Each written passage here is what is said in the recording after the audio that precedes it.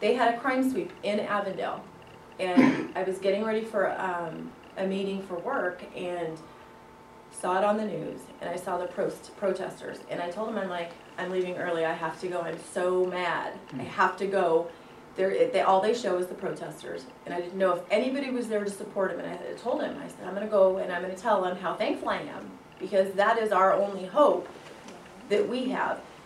Sheriff Arpaio does these crime sweeps, and I know that at some point they're going to catch him if he's back in Arizona, and that's pretty much the only way, unless he kills another person and is caught and he's arrested, and then another family has to go through what we're going through.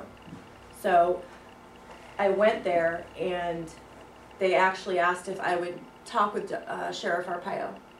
And when the Avondale Police Department had given the file with all of their detective work that they had done and the taped audio confession to the attorney's office, county attorney's office, we were told after they reviewed it that they were not going to take it to grand jury because the odds of catching him were so slim because he had gone back to Mexico.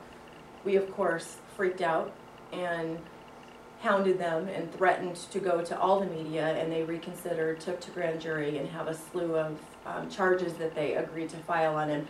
And when Sheriff Arpaio saw this, he instantly told me he was going to get one of his detectives to look at extradition. We couldn't get that with anybody else. And just, I mean, that's just a little plug for some support for Sheriff Arpaio, because he gets hammered pretty badly in the media. And that day he was doing his crime sweep, he took me into the motorhome travel thing that they had and showed me a table full of SWAT gear that they had just raided a house full of illegals and really bad criminals. And this was the stuff that they had confiscated, and it was scary looking weapons. I'm a girl, so I'm kind of, I don't know what that stuff is called, but really scary looking weapons.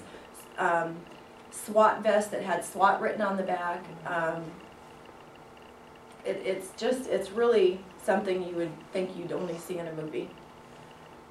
The media in Arizona recorded, they did an interview with him at that time, and he asked if I would give a little thing. It was an impromptu last minute thing, and I did, and there was nothing on the news about it. Right. They showed all the protesters, they interviewed the protesters, and there was nothing at all about the fact that they were doing a crime sweep in an area where my brother had been killed just a couple of years prior. And it was something that was saying, hey, this is a good thing.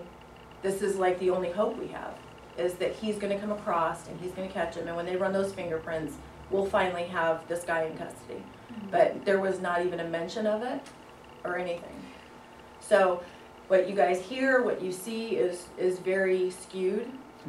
And I would ask that you would do your own looking into on all of these issues before you go and vote. So doesn't alleviate your pain. No. But real Yankees know who the good guys are. So, anyways, that's that. Okay, well, thank you so much.